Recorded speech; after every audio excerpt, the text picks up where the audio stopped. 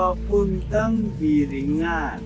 Sinasabing may isang lugar sa Samar na hindi matatagpuan sa kahit anong map. Isang lungsod na lumilitaw lamang sa mga piling tao.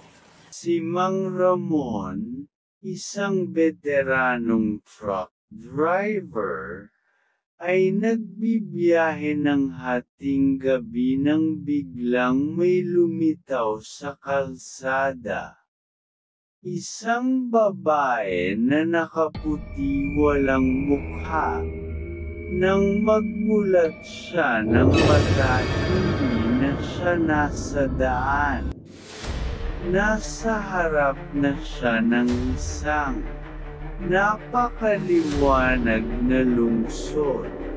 Maligayang pagdating sa Biringan, Mang Ramon.